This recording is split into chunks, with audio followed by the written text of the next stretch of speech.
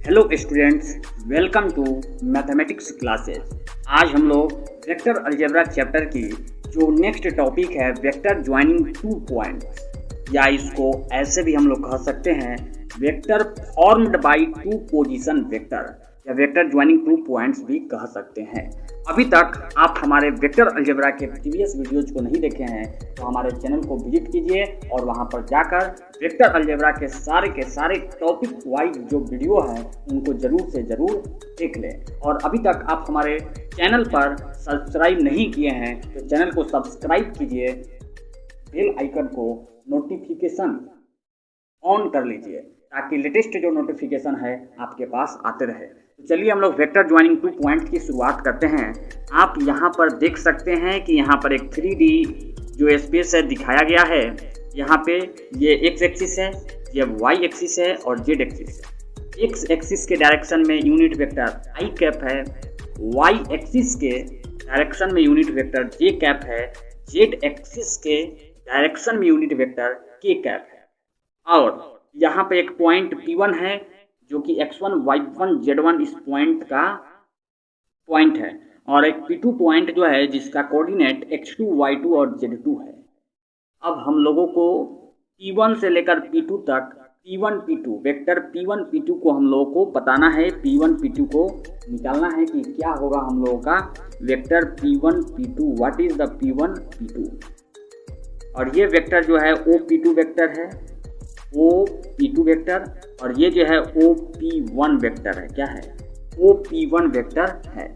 ये हो गया OP2 वेक्टर, ओरिजिन से जुड़ा हुआ है, और ये हो गया OP1 वेक्टर, ये भी ओरिजिन से जुड़ा हुआ है। और हम लोग को वेक्टर P1, P2 जो है बताना है कि ये इसका जो वैल्यू है क्या होगा। तो अब चलिए हम लोग ट्रायंगल लॉ को यूज करते हुए इसको सॉल्व करेंगे। अकॉर्डिंग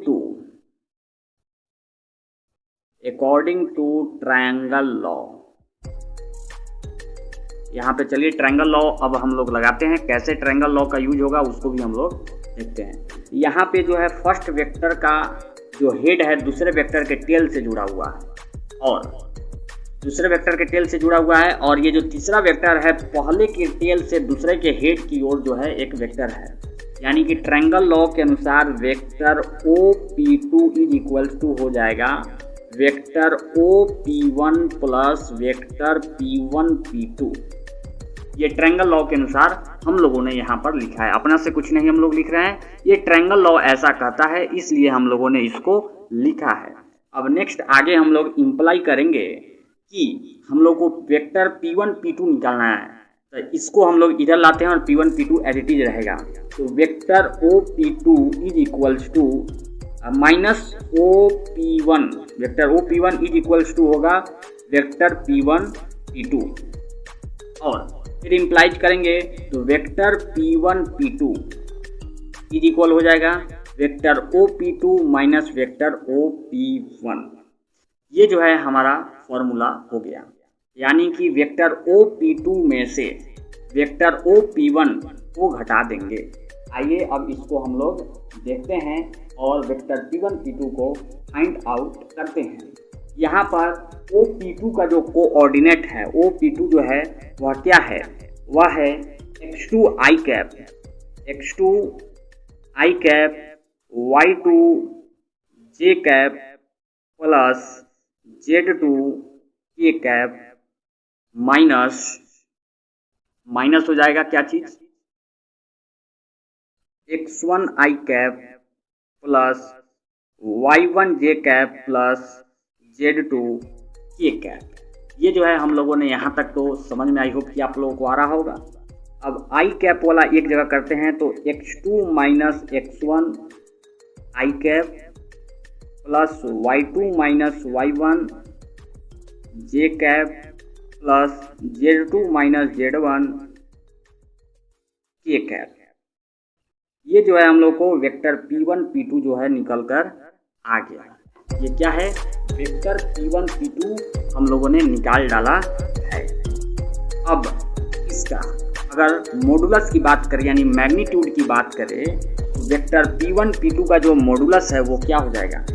वेक्टर P1, P2 का जो मैग्नीट्यूड हो जाएगा root under x2 minus x1 का whole square plus y2 minus y1 का whole square plus z2 minus z1 का होल स्क्वायर। ये जो है एक और फार्मूला हम लोगों ने यहाँ पे डेरिवेशन के द्वारा निकाल लिया है।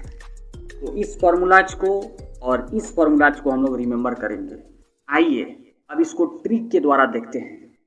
अब इस वेक्टर को निकालना था, तो जिस डायरेक्शन में गया है उस पॉइंट में से इसको घटा देते हैं और आई कैप लगा देते हैं, तो हम लोग को प्राप्त हो जाता है वेक्टर का डायरेक्शन। और मैग्नीट्यूड के लिए हम लोग रूट अंडर लगा देते हैं। आइए एक एग्जांपल देखते हैं। यहाँ पे कोई पॉइंट है, यहाँ पे कोई पॉइंट है और ये कोई पॉइंट है A1 B1 C1 और ये पॉइंट है A2 B2 और C2। और हम लोग को वेक्टर निकालना है इस A से B, ऐसे वेक्टर AB निकालना है। तो वेक्टर AB कैसे निकलेगा?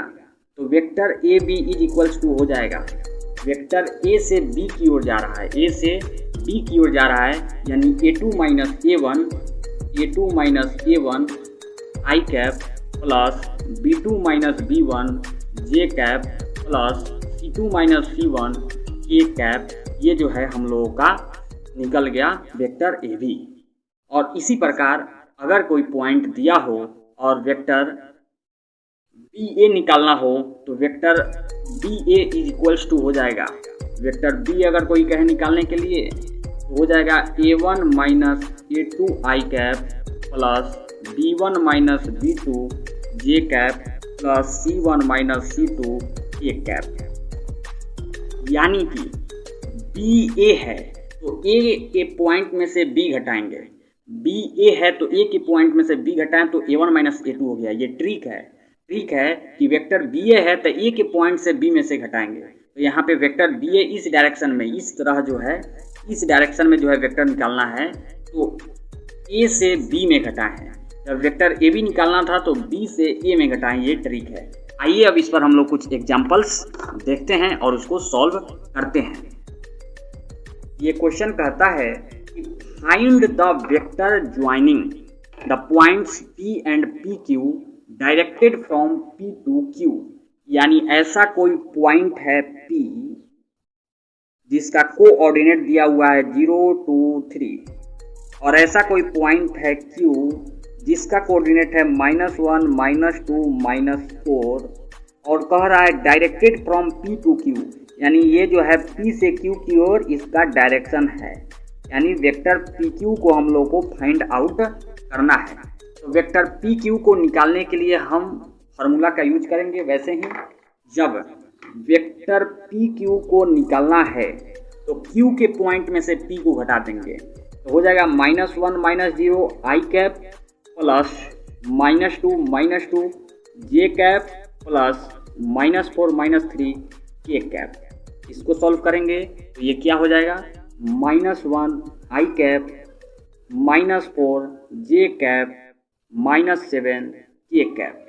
अगर मैग्नीट्यूड की बात करें, वेक्टर PQ का जो मैग्नीट्यूड है रूट अंडर -1 का स्क्वायर प्लस -4 का स्क्वायर प्लस -7 का स्क्वायर हो जाएगा, जो कि इक्वल होगा 1 + 4 16, 4 का स्क्वायर 16 प्लस 49।